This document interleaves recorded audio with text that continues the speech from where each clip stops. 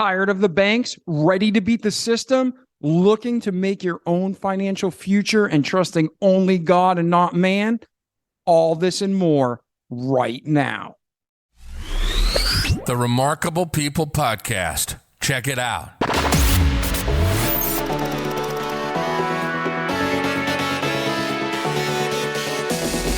The Remarkable People Podcast. Listen, do, repeat for life.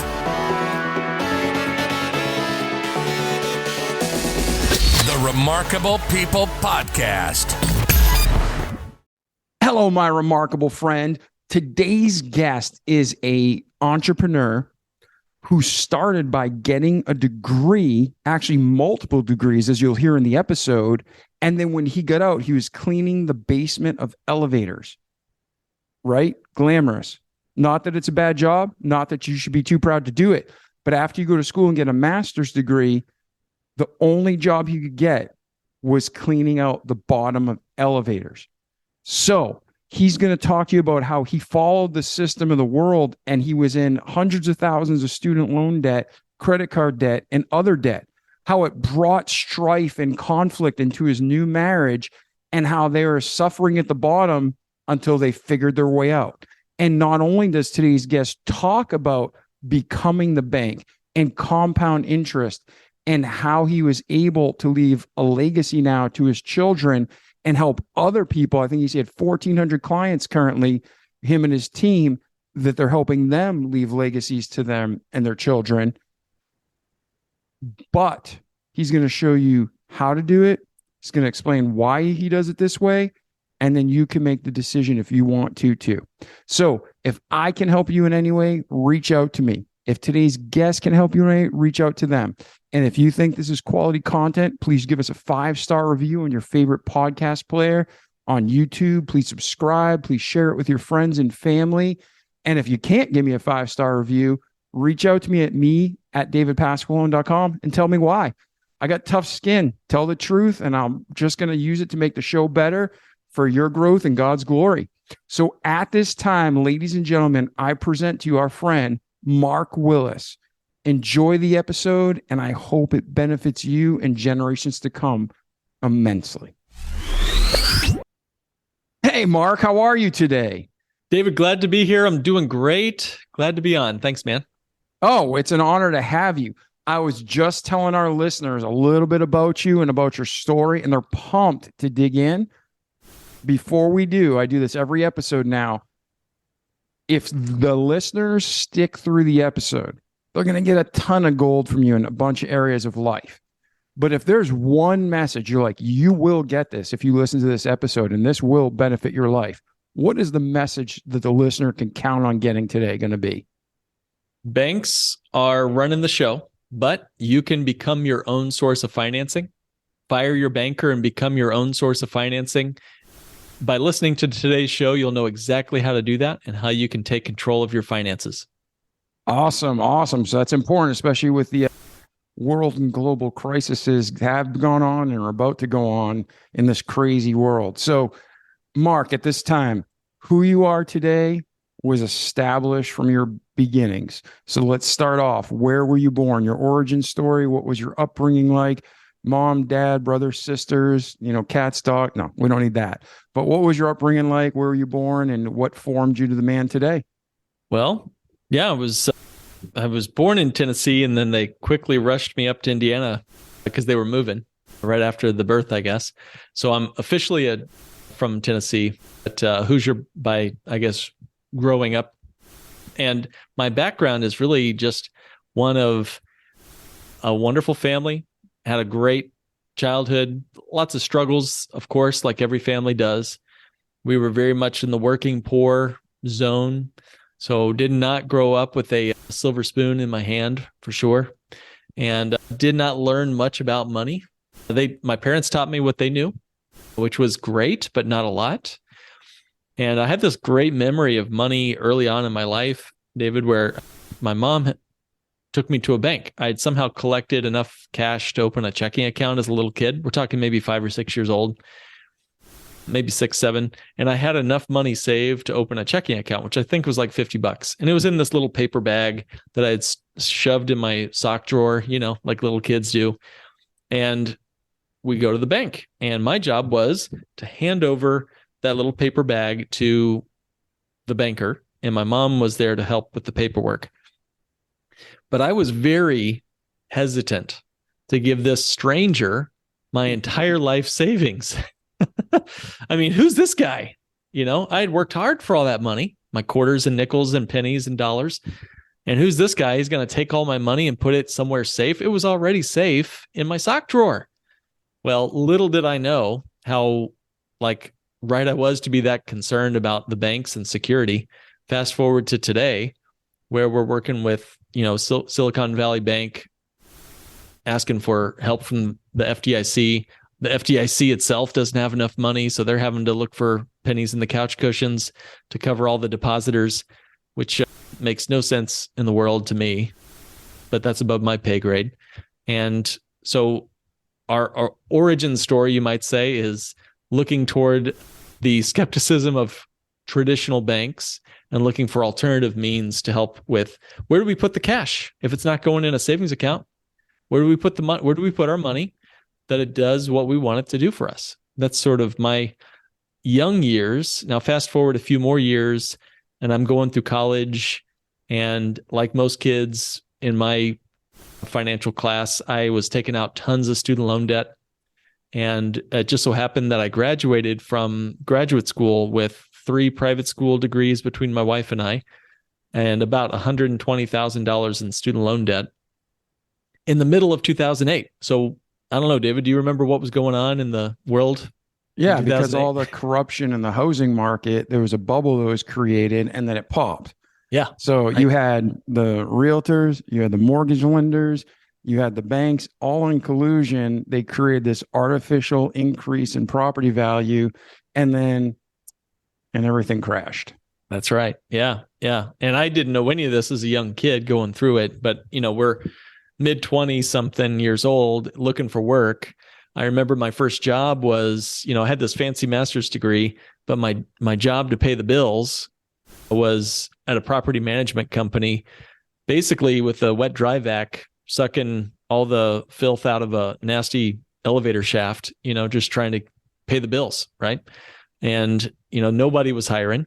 I was looking for work. It was certainly an ego buster. Let me tell you that, going through that experience, having this fancy degree, and the best job I could get was, working at literally the bottom of the earth under a broken elevator. So that was kind of a wake up call that, hey, your fancy paper doesn't mean anything. What matters is what kind of value are you bringing to the marketplace, to the world. And that's where kind of, I guess, the life or the universe, God, slapped me upside the head and said, it's time to get focused on this thing called money. Because I'd gone through a seminary degree and didn't learn a thing about my theology of money. And at the same time, I was now being forced to deal with this thing called money and figure out, why did Jesus talk so much about it? Why didn't I pay attention to it? And what am I going to do next? So that's kind of what brings us up to 2008. Okay. And then in your life, again, I'm not trying to be drama, like we're trying to find chaos. Some people have ideal childhoods and growing up, it's just quote unquote the status quo normal. Some people have traumatic things that happen that reinforce where they are today, and it made them stronger, but it was a rough journey. So between your birth and 2008, is there anything we miss or anything you want to touch on that was significant to forming your mind? Because it sounds like, your parents you were with your mom and dad, right? Mm-hmm. And then how many brothers and sisters did you have? Have a younger brother. Yep. Okay. So 2 kids, mom and dad, they struggled, but they did the right things and they did the best they could. And then that kind of gave you that drive to be like, I don't want to be poor. Is that right? Well, what really got me was it was an ignorance, like a lack of thinking. That was what my biggest issue was I never really thought, why am I doing what I'm doing? You can be lulled into a environment that says, hey, this is why we do things like this around here. if you're a fish and I'm a fish and you show me to flip this fin, I'm going to flip that fin and I'm going to not think much about it. But we're never going to really notice that we're in this thing called an aquarium. And we're never really going to notice that there's this person who feeds us every day and controls the dials on our temperature of our water every day. This person could pull us out and fry us on a pan for dinner tonight. That person might be the bank in this metaphor, but you never really stop to think about the environment that we're all swimming in. And until you realize that you're a slave to the banks. I was a slave. I had to work 3-4 jobs as a young adult. We went without starting our family for years. We went with, beans and rice every night. And on Fridays, David, we would have rice and beans just to mix things up. So we had a rewind that if you're listening and didn't catch the joke. That's pretty good. Yeah. That little dad joke there. So we all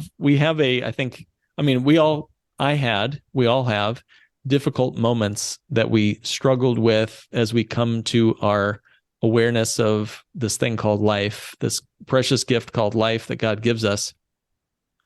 But, to keep us, I guess, from going too far afield, man, I would say the biggest piece to me, the biggest struggle was my stumbling into 6 figures of debt with no plan to pay it off. To me, that broke everything I thought was going to work. And we didn't have a skill set. My wife and I didn't have a skill set to talk about money. She did. She was much better at this than I was. But I remember we were having really fights over how to just manage the budget, such that we had to have our budget conversations at an ice cream store so that we would be loaded up with sugar. And so that we'd be in a public place in case there needed to be some witnesses. You know what I'm talking about? Because we just didn't know how to do this money thing. I mean, we didn't get taught it. And I don't care if we were taught or not, we didn't seek out the skill set that we needed to be able to manage this money thing. So for us, it was kind of a wake up call. It was almost like seminary 2.0. It was like bringing all this philosophy, theology, all the stuff that you learn in school, bringing it down to so what are we going to do about next Tuesday's light bill? How do you take theology like that and bring it all the way down to paying your bills? That for me was the biggest wake up call of my early adult life, and something I think we can help kids anticipate for. Did I really know what I was doing when I was in that dirty hotel room signing my life away to Sally Mae and all of her cronies, all the banksters that took over my future? Did I know what I was doing? I don't think I did.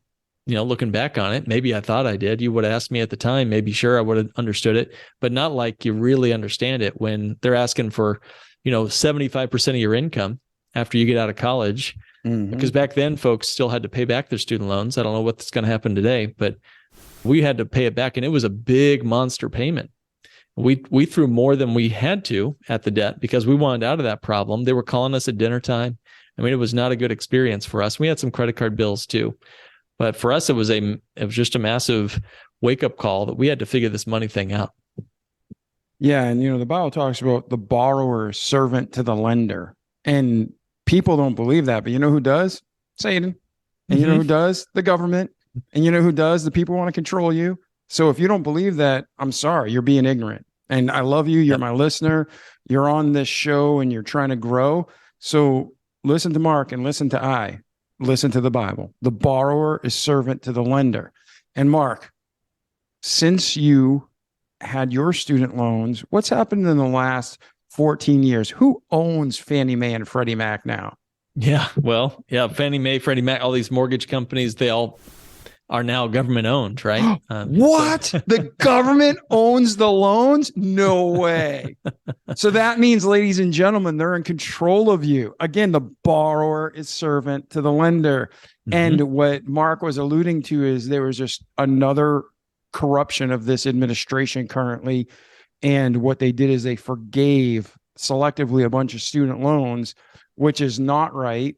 It's not what our taxpayer money is supposed to go to. Our taxpayer money is supposed to go to national security. And Mark and millions of other people had to pay off student loans. They had to do it and figure it out. And that's what Mark's going to help you do. So if you have student loans, he's going to help you figure out how to get out of there. If you haven't got student loans, listen and don't get in the situation, because I'll tell you right now, we all can go to a fancy college, but is that what God wants you to do? And then I'm sure Mark's going to elaborate on this. I chose to go to a college I could pay for out of pocket as I went, because I didn't want student loans. And everybody has a different path. But I was like you, Mark. I grew up poor.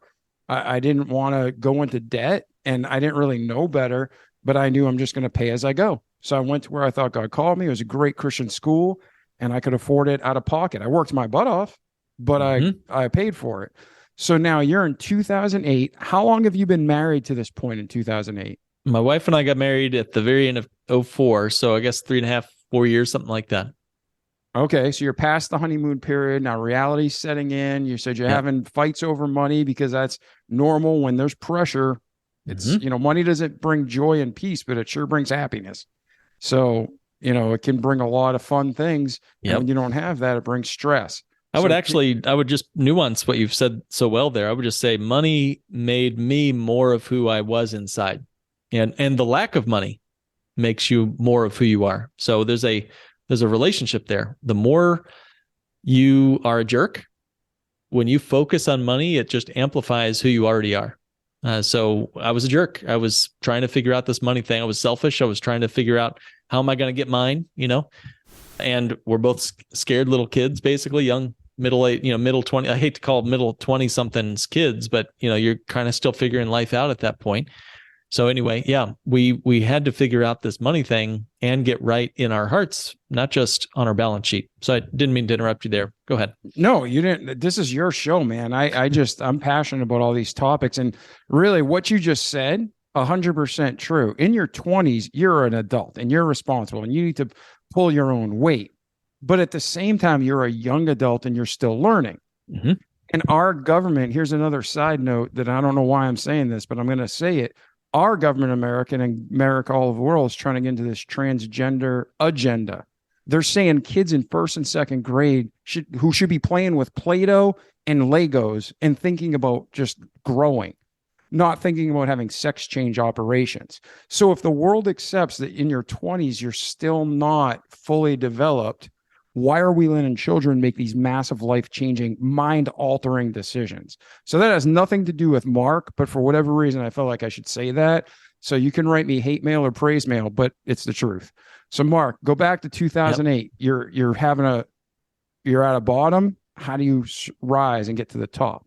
Well, you bring up several great points there, and there's a great quote by Woods Hutchinson. He says, 5% of people think, 10% think that they think, and the rest of the 85% would rather lay down and die than think. Yeah. And I believe that's true with everything you've just said and the various topics we're covering here. But I think money in particular has, I think, just there's a cloak of imperceptibility with money. Folks don't want to think about it. The problem will go away if I don't think about it. Or on the other side of the equation, you've always had enough. So why do I need to bother with this thing called money? I'll always have enough. There'll always be more. I've been handed everything on a silver platter. Or, you think to yourself, hey, this money thing only corrupts, only corrupt people get money, only all the rich should go to jail. Whatever your philosophy of money is, having that discussion and learning, why do I think this about money? What am I truly believing about money is a really big deal. It's the mindset that really helps us get to the skill sets that we're going to cover in our episode today. But, first and foremost, for me, it was figuring out that I needed to have a real practical solution to the problem I was facing. Remember, I was like sick and tired of being sick and tired with my debt. And I wanted to not just pay cash for things. I wanted to be better than debt free. I wanted to have something that would be lasting for generations. There's another good quote by Gloria Steinem. She says, the rich plan for 4 generations, but the poor, David, plan for Saturday night. And to me, that encapsulates a lot of our culture today. we are all planning for Saturday night. It feels so good to buy that ice cream cone today, or buy that Lamborghini today, or get that student loan today, or get that credit card today, or get that McMansion mortgage today. And we sacrifice everything that we're going to be, every person that we might grow into over our lifetime. And we're killing our kids' futures too, and our grandkids too. We're sacrificing the next 4 generations so we can enjoy Saturday night. And I worked one of my jobs along with that apartment property manager type job. I was working at a restaurant, and probably 2/3 of the crew of that restaurant, they would take all their tips that they earned that night at the restaurant, working hard. We worked hard, man. We were running, we were throwing plates all night long, $100 bottles of wine, whatever. And they would take all these tips and go blow it at the club that night. Yep. And then they'd be stuck on that hamster wheel. And, they looked like they were having fun, but I knew that I was going to go put my tips in a little envelope, and my wife and I would divvy it up, and we would say, all right, what do we need to do with this money before we get paid again? And that conversation had regularly was like a salve for me, man. It was like balm on the wounds of the wounds of the slave master on my back, man. It was sort of like when we would control that little bit of money in an envelope every month, we knew that we could do that. We could at least do that, and we could make it till the next time I got paid again, when we prioritized and gave every single dollar a job. So if anyone's listening and has if they're stuck and feel like there's no hope, you feel like you're just a tennis ball floating down the gutter of life, let me tell you, you can control what you can today. You can take your next breath, if nothing else. Take a breath, figure out what you can control, and focus on that. As Jordan Peterson says, go make your own bed, if nothing else. Military teaches you to do that, because they know that if you can make your bed, you at least know you've got control over that. So we started doing that. We started keeping a budget. We started doing Dave Ramsey's snowball method, and we loved the process of paying off all that debt. And that was good for about 6 months, 9 months, a year maybe of doing that. And we were throwing everything. We were overpaying on those debts to try to get them knocked down. So we had done that. But I kind of started getting that empty feeling in the pit of my stomach as I was making those big payments on all my debt.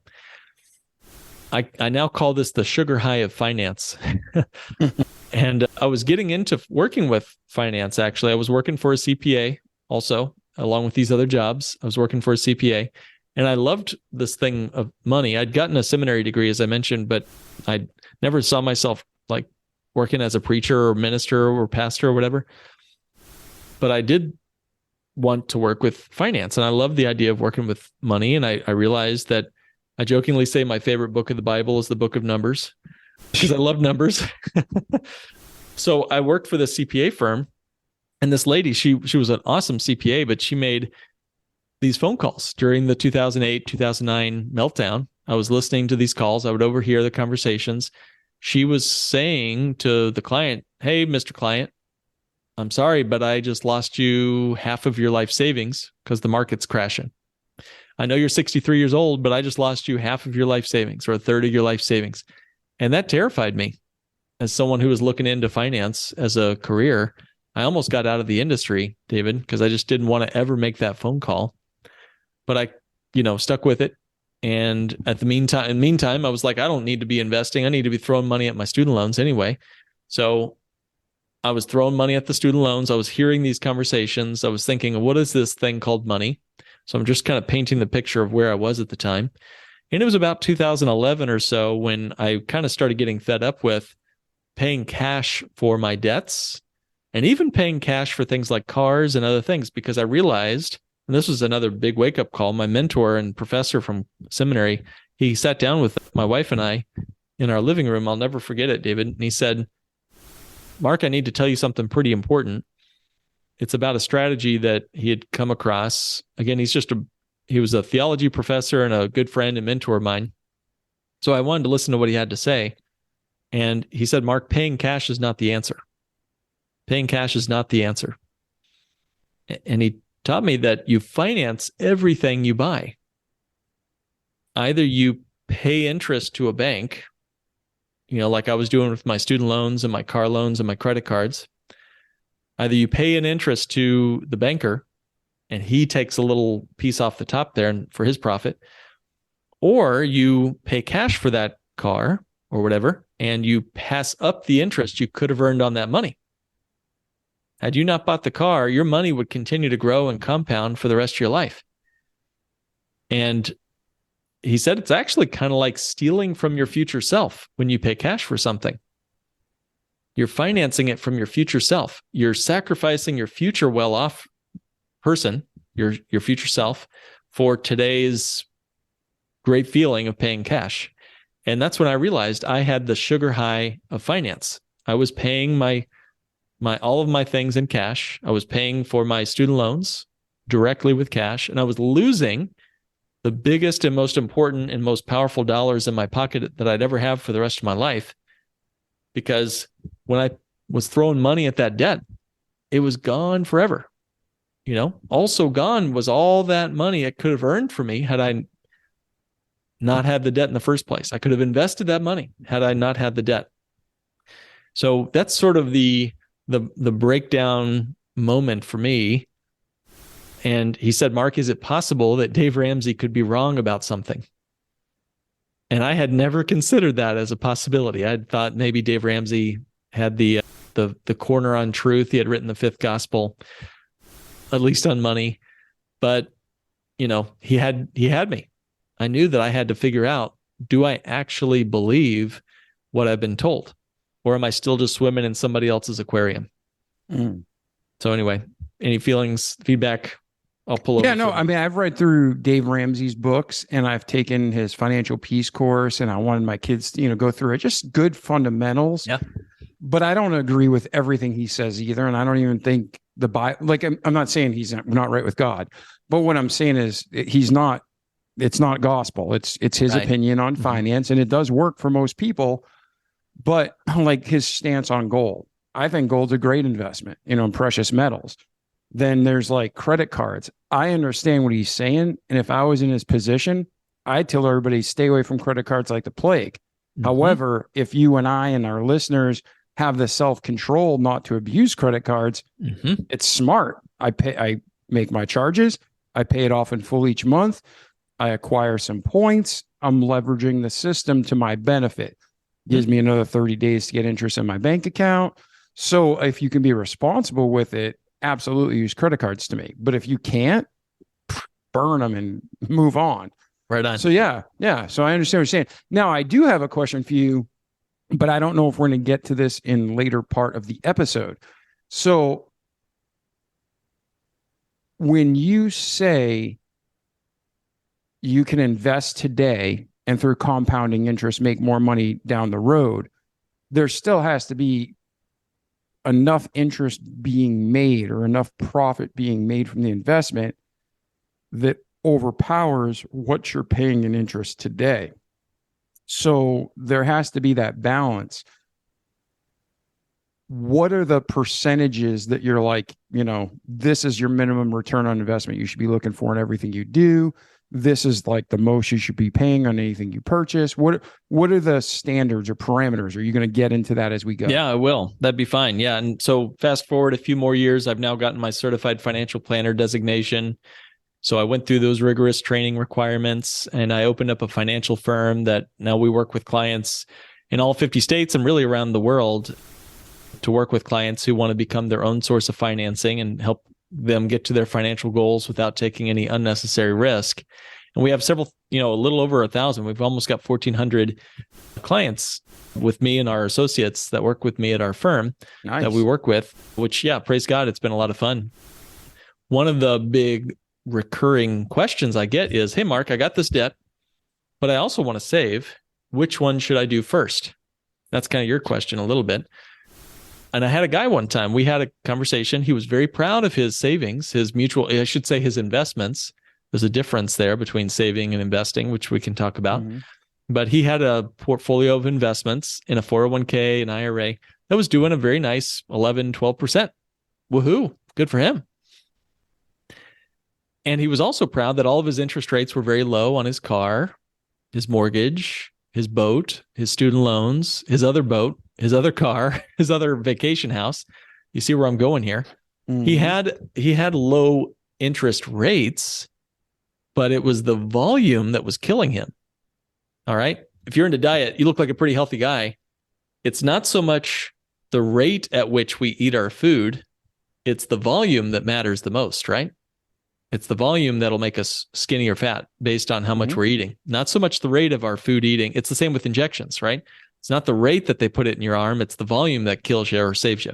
So when I think about your interest rates, I don't care what you got on your mutual funds last year. This guy had 11 or 12% on his mutual funds, pre-tax 401k. And which, if somebody's not familiar with investing, Yeah. this is new to them, that's a great return on investment, especially It for is. 401k or Roth IRA. Yeah, that's right. Yeah, it is you're looking at you're looking at double at least the rate of official inflation. But he was spending 30+% of his money, $80,000 a year of money just to service the debt on his portfolio, all of his debts, his student loans, his medical debt, his 2 mortgages, his boats, his cars. 30+% of his after-tax money going to just service the debt, all low interest, high volume. The volume is what kills you when it comes to debts. And there's a great book on this topic. It's called Debt, the First 5,000 Years by David Graeber. Great title, scary title. You think about how many people have taken their own life over those 4 little letters, DEBT, debt. You think of how many marriages have ended. Just had a conversation with someone today. They're going through a nasty divorce because money, among other things, but money. So there's a reason why Jesus talked more about money than almost any other topic. But back to your question, yeah, there is some particular spreadsheets and data we dive into to really decide what's the right way to go. But what if you didn't have to choose between paying off your debt and saving for your future self? That was the big question that my mentor back in my living room there, my mentor from college, he came to visit us and he said, Mark, what if you could become your own source of financing? What if you could become the student loan company that you abhor so much and buy back that debt rather than having to pay them all that money? What if you could pay yourself an interest that gave you the advantage over just being debt-free? What is better than being debt-free? Being the bank is better than debt-free. That's what's better than debt-free, being the bank. And most people think that paying cash is the answer, but I got to say it's more like being the banker because they're participating in the most profitable enterprise of all of human history. That's why the book is titled Debt, the First 5,000 Years, because banks have figured it out that banking is the most profitable enterprise in all of human history.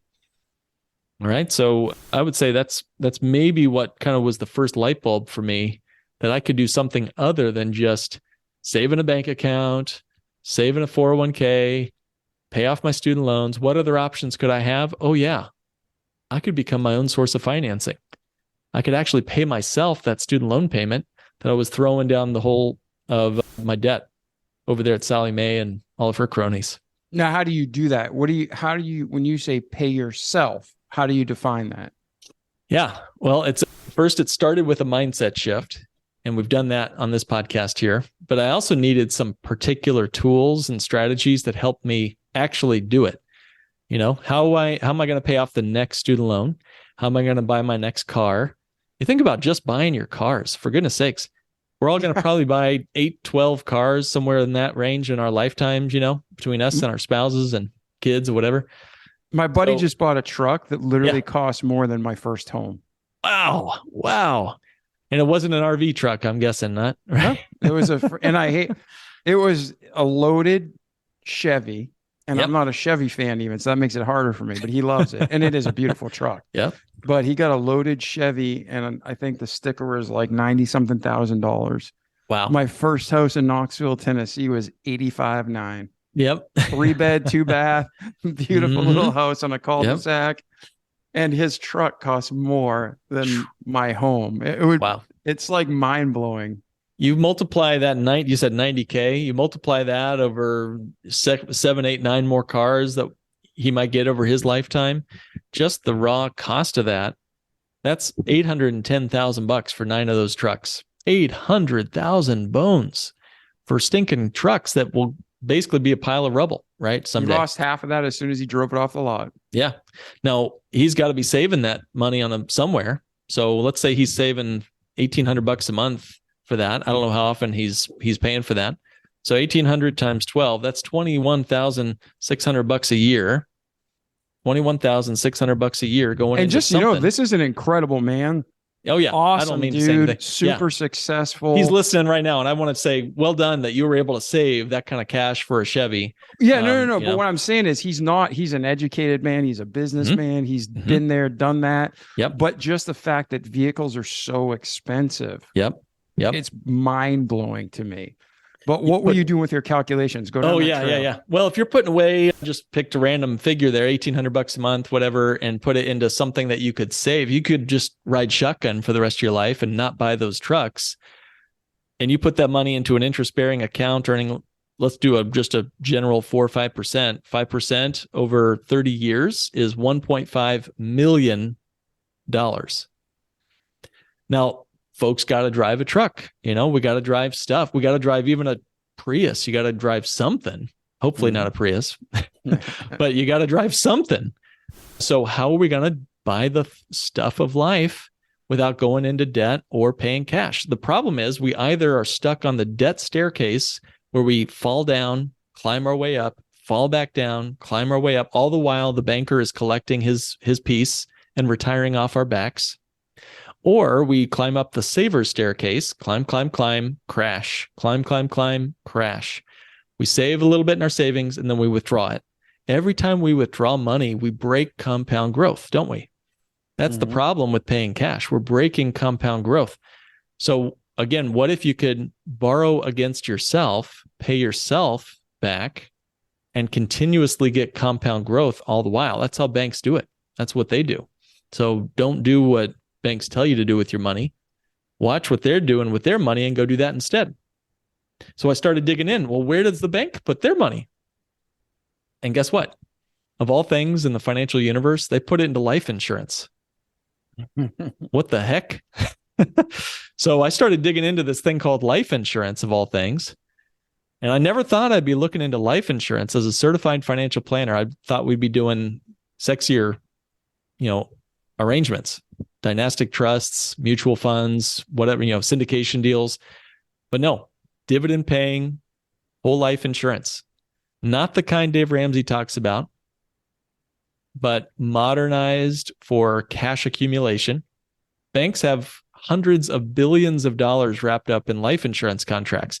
Bank of America in particular has more cash in their life insurance policies than all of their real estate they own combined. So that's saying something about this weird old stodgy asset class called life insurance. So I started digging into this, and I'll just be real brief, and then I'd love to get your thoughts, because this is the answer to your question. How do you become your own banker? You can put money into a cash value life insurance policy that's designed the bank on yourself way. It's got to be designed properly. And when you do that, it does a couple of things. One, it is life insurance. So you're going to leave your family a big life insurance policy. That's great. But what's interesting is all the rest of what you can do on this side of heaven, which is the most fun time to spend money, in my opinion, is on this side of heaven. So there's a cash value. I call it the living benefit. It's a pile of money that you can access while you're still alive. And you can access that money at any time. So the first thing is that it's accessible cash. You can access the money. You can use it for anything you want. You can use it for vacation or for a business deal or a real estate investment or your kid's college. There's no red tape on how the government does not get involved in how you're dealing with this money. So that's the first piece, is it's accessible money. Second, it grows guaranteed every single year.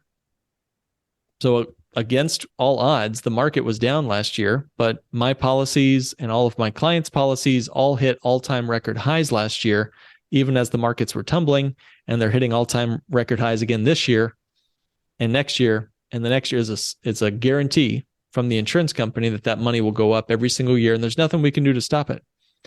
Third, the money, if we design it properly, can be accessed totally tax-free. So it's like a Roth IRA. The government can't get involved in life insurance income. The money coming out of that policy will be income tax free and doesn't even get reported on the FAFSA forms for college or Social Security provisional income for your retirement. It just shows up as a check in the mail or direct deposit it into your account. And then finally, maybe most intriguingly, I can borrow against the cash value of my policy and use the money for anything I want. Like a bank, I can borrow against the policy, and the policy will continue to grow compounded, uninterrupted compound growth as if I had not borrowed the money. So I had this money in my policies after I'd set up policies for myself. I borrowed against the policy and bought a car, paid off my student loans, invested in real estate, paid for a medical emergency that we had. Thank God everyone's okay. And the money continued to compound and grow as if we had not touched a dime of the money. And we were in control of repaying that loan to the policy that we controlled and owned. So it was like being our own banker. We controlled every part of the aquarium that we were swimming in. And it's changed my life on a financial basis and more than just financial, but it's changed my life and it's helped us in tremendous ways, both my wife and I, and also our clients. Now, is there a time limit you have to repay the loan back? How does this policy work? No, there's no required repayment plan at all. Remember, you're the one that controls the whole process here. You are your own source of financing, and we're using the policy as collateral for that loan. If you never pay off the loan and the policy is in force when you die, then the policy's death benefit gets reduced by your loan balance. Meaning, let's just use some numbers real quick. Let's say you had $1 million death benefit when you pass away. And let's say the day before I did that, let's say I borrowed out $100,000 against my cash value to go buy a real estate deal. Woohoo! And then I croak that night, God forbid. My family would get the real estate. Okay. That's theirs.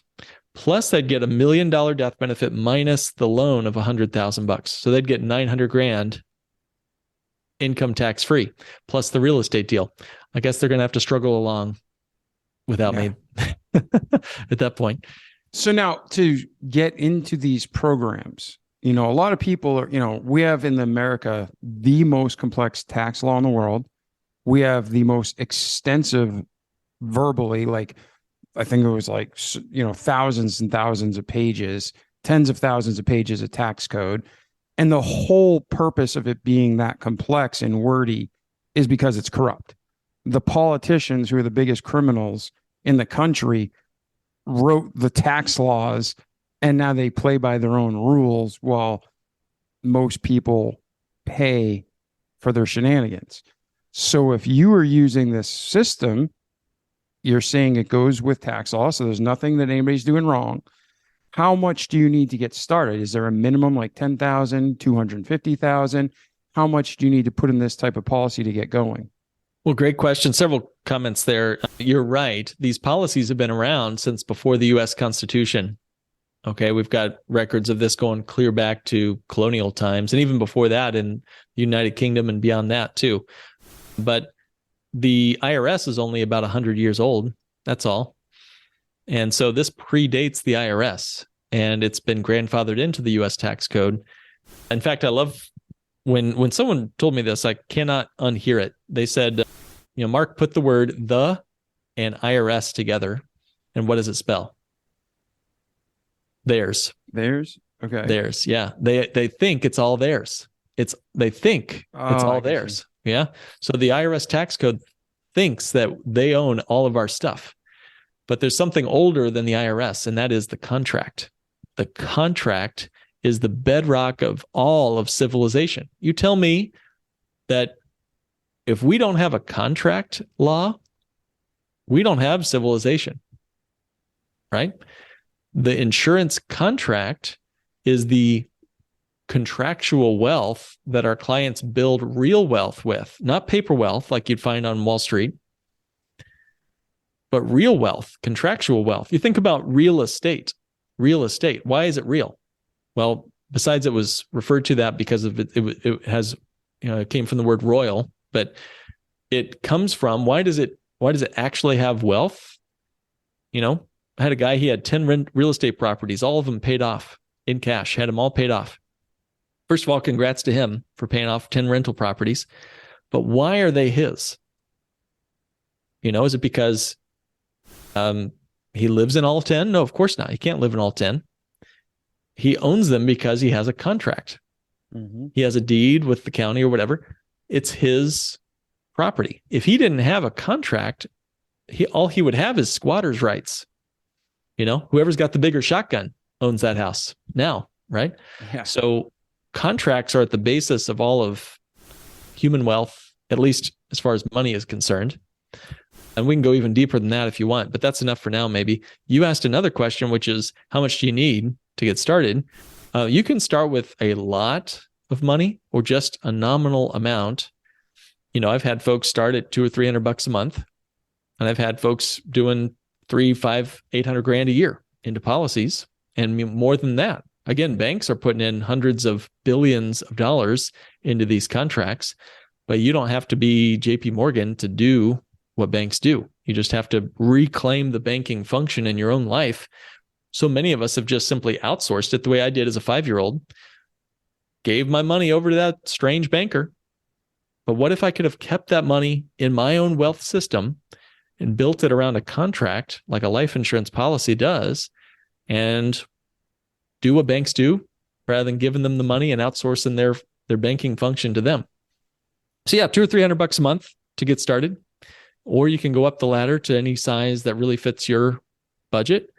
But the key is, where are you keeping your money? Is it staying at your bank or is it staying at somebody else's bank?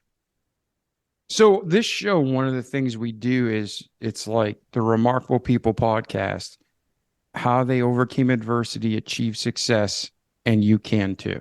So it's not just what you're able to achieve, but it's how you did in practical steps. So for our listeners who are interested now, Mark, what are some of the practical steps for them to get started? Step one, be okay with where you're at and realize that you can only improve when you realize where you're at. It's the GPS question. You are here, the map at the mall. So start there and be okay with that, and take the first step, take a breath, make your bed, whatever you need to do to get yourself feeling like you're in control of your own life. Because you cannot do this if you're just floating like a tennis ball down the gutter of life. You got to be banking on yourself. And that means taking control of your financial future by saying you do have agency. So that's step one. Step two, make a list for free. You can do this for free on a legal pad. Grab a legal pad or something and write down what you want your money doing for you. You know, where you put your money makes it act different. It gives it different characteristics. It makes it do different things. A 401k is different than a brokerage account, which is different than a savings account, which is different than gold. Where you keep your money makes it act differently. And the best thing I can say is figure out what you want your money doing for you, because if you don't figure that out, someone else is going to decide what they want your money doing for them, and your money's going to go work for them instead of for you. So make a list. What are your attributes? This would be fun for us to kind of do a little experiment here. What do you want your money doing for you, David? Like, let's make it a little starter list for folks. You know, if you could paint with a magic brush, create a brand new financial vehicle that had all the best characteristics. I don't want any nouns. I just want verbs, you know, like what are actions or functions that you want to make sure your money's doing for you? Well, definitely compounding. Compounding, yeah, it's a good one. Mm-hmm. Like, and I'd be buying rental properties and using it for travel and experience. And what does the rental property help you accomplish? In order to continuously and stability gain wealth, and then have something tangible I can leave my kids and my grandkids. To me, the rental property is a great way to go. Yep. But again, I could be wrong. I just know a lot of people have been very successful with that. Oh, I'm just trying to get verbs, and you're doing a great job. So you said compounding. You said I'm going to add passive income. Yeah, 100% passive income.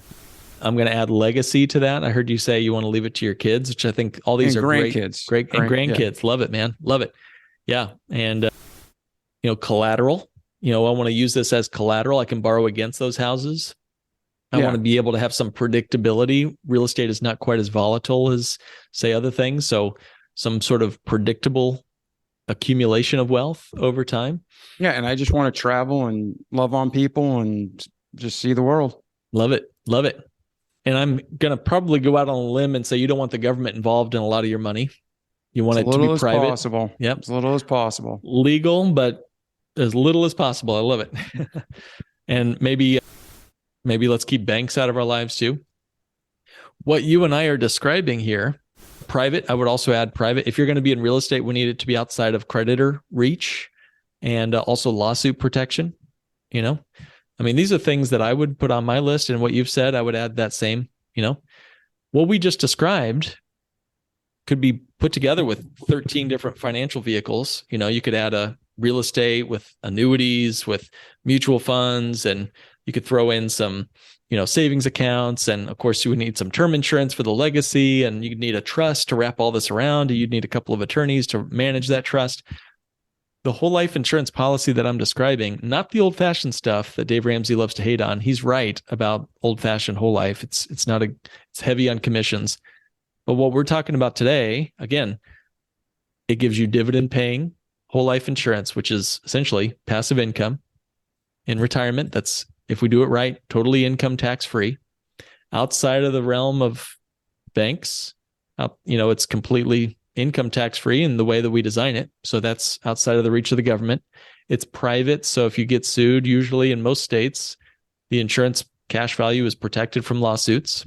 It grows on a guaranteed basis, and we can use it as collateral for anything else. So I like to say, and I'll hush after this, I promise, but I like to say that this is kind of an and asset. It's a both and, not an either or. So instead of it being, hey, I can either get my real estate deal, or I can save this money in a savings account, I can now say, I will put it in my policy and I will get my real estate. I've got it in my policy, and I'll send my kid to college, and I'll, go on that vacation, and I'll travel the world and love on people, and so on. You get my picture. When it continuously compounds in the life insurance policy, it's not an either or situation. It's a both and situation. And for the listener saying, well, you can't invest and I can't, borrow, I can't bank away what I don't have. So do you have any advice for people how to accumulate the wealth? Or is your ministry and mission focused on, once you have the beginner funds, this is how you exponentially grow that? Great question. Yeah, really thoughtful question. Because when I started, remember, when I started my first two Bank on Yourself designed whole life policies, we were way upside down, negative net worth, but we had a desire and capacity to throw money at the debt. Now, again, we could have waited 3 or 4 years to be debt free and then started our policies. Remember that story? I say a lot of our clients come to us saying, Mark, should I pay off my debt or should I start saving first? Well, what we did was we did what we now have trademarked and called the debt snowbank method to pay off our debt. So you cannot do this without saving something, without having some kind of income. If you have zero income and you're going into debt, deeper and deeper and deeper into debt, and you don't desire to see that change, I really can't help you, no matter what. No one can help you if you're no desire to change. But if you have an income and you're just trying to throw money at your debt, maybe take a moment to review this strategy and see if it would be a good fit for you. I was making okay income for young 20-somethings. We were just throwing it all at our debt. We were overpaying on our debts. But what we started to do, and what we again now call the debt snowbank method of paying off our debt, was, and I'll say it in 4 steps. Step 1, we kept current on all of our student loan debts. We didn't go behind on anything. We just kept paying the minimums only. Step 2, we threw everything extra that we could into our bank on yourself designed whole life insurance policies. It's got to be designed the right way or else this doesn't work. So we're flooding our policies with cash. Our policies are growing quickly, even as our debts are slowly coming down. Step 3, we borrowed against our cash value to wipe out our debts one at a time. Borrow, paying off those banksters, getting them out of our life. Meanwhile, the policy kept on growing and earning interest like we had not touched that money. So we still had this asset growing for us uninterrupted. And then step 4, the final, we repaid the policy loans to ourselves on our own schedule, like we're just, saving for our retirement. And the money was there as if we had never borrowed the cash in the first place once we paid off those loans to ourselves that we controlled. We were in control of that process. So that is what we now call the debt snowbank method for becoming better than debt-free. Excellent. Now, what about when people are looking to invest and they're trying to, secure their financial future and even their present, and they're seeing this and it's new and it sounds good, but it's unfamiliar territory. They're like, okay, I'm going to try it. So they contact you and they set up the right plan and they put money in. How long is it before they can withdraw money out? Is it immediate? Is it after 5 years? How long is that money held up? Yeah. And I would also just quickly add that you don't want to just jump into this because you heard it on a podcast, and you certainly don't want to just work with any old insurance agent or financial advisor. There are hundreds of thousands. There's 400,000 life insurance agents, and there's more than 1 million financial professionals around the country. Very few even know what you and I are talking about right now, David. And very few know how to design these policies properly. It's kind of like getting into an elevator. Mm-hmm. All you want to do when you get into an elevator, I'm sure, is just push a button and up you go, right? But if it's not designed properly, serviced well by a professional, you get into that elevator and you might be looking for a plunge below, right? Look out below. So you want to make sure it's designed properly. You want to make sure it's the right fit for you, that it's custom tailored. And I think that's maybe the biggest risk in this whole enterprise is, improperly designed policies have been the ruin of many people. So to your point, what we'd want to do is just have a 15-minute phone strategy session first, just to answer folks' questions and see if this would be the right fit for them. And then if it is not, we move on. Yeah. And then for people who do invest, though, is there a time limit before you can pull money out? Yep. Great. Thank you. So generally, once it's started and it's put in place, once the policy is set up, you can get the money, the cash value is available within 2 or 3 weeks of starting your policy. Okay. So now in your life, yourself and your wife, I'm taking it, normally things don't change unless you're equally yoked and on the same page. So I'm taking it your wife and you both subscribe to this new thought process. Is that correct? That's right. Yeah, we've made it past the ice cream shops, although I still love a good ice cream, but we are now a bit more on the same page, and it came through a long, difficult road, but I thankfully she was patient enough with me to keep with it. And then, so from 2008 to today, is there anything we missed in your journey, Mark, as you learned this and as you applied it and as you grew your business and company? The biggest piece is learning to think long range for me. I think it was mainly just, okay, I'm going to sign this student loan because I got school starting next Tuesday. Or, I really wanted to get that video game, so I was going to blow that money in my bank account. Now I'm starting to begin to see that there's value in uninterrupted compound growth that can last for 100 years, 200 years. What's going to be different? What are my great-great-grandkids going to say changed about their family tree in this generation? And that to me gives me goosebumps.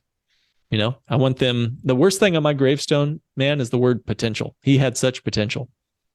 That's what I think would be like devastating on anybody's gravestone. Wow, what a shame.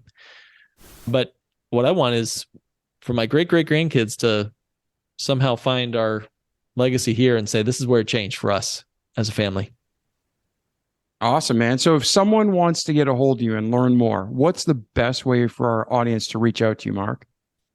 Thanks for asking. And David, thanks again for this great episode and great interview. Thank you. The honestly, the worst is, I hate to say it, but we're not through turbulent times just yet in this world. It says in the Bible that you will have trouble, and we're going through trouble. That's for sure. Most folks would say that we're not done with volatility yet.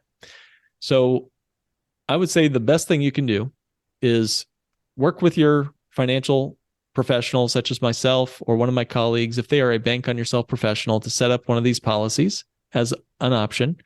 And if you're sick and tired of seeing unpleasant surprises on your account statement when you're working on your 401k or IRA, I think we can help.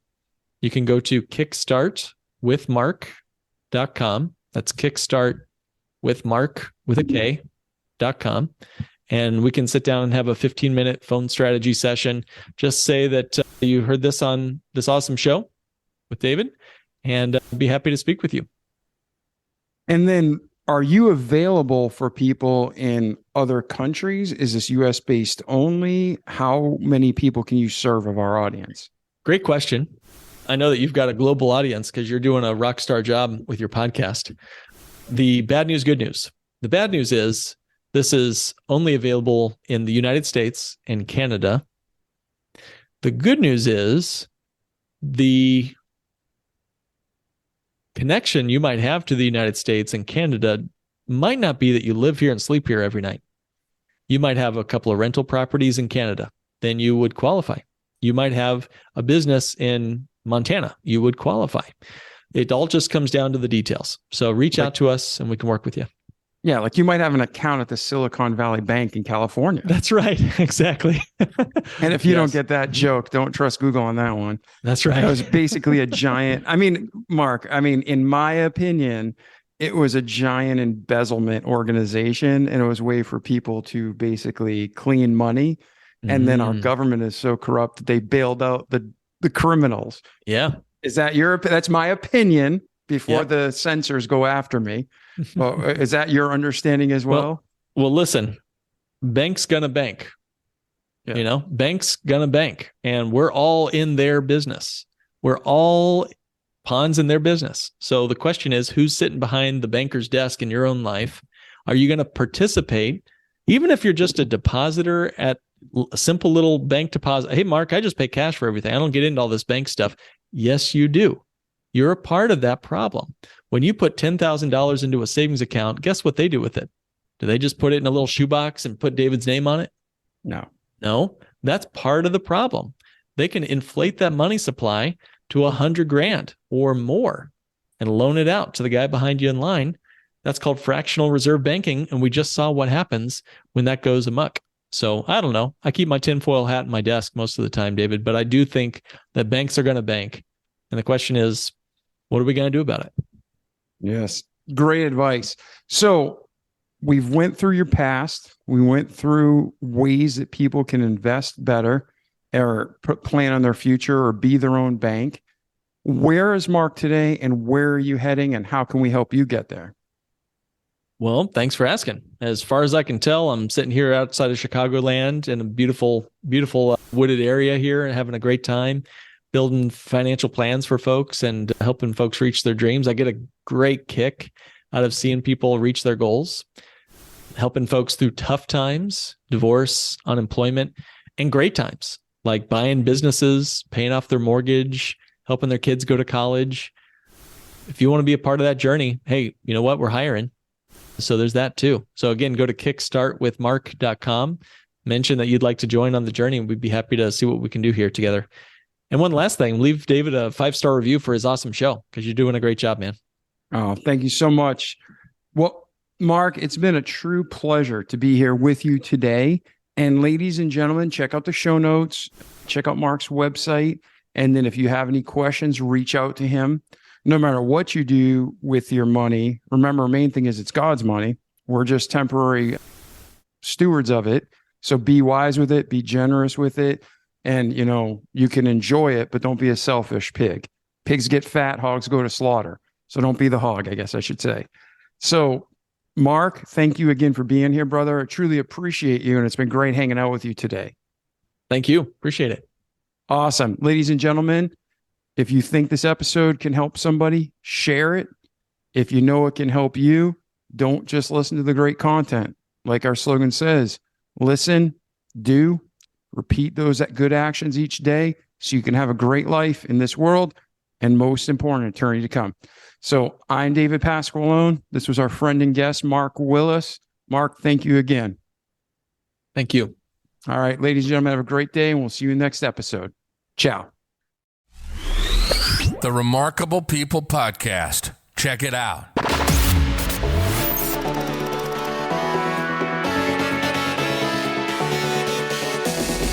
The Remarkable People Podcast.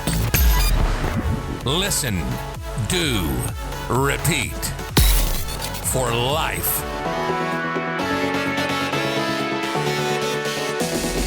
The Remarkable People Podcast.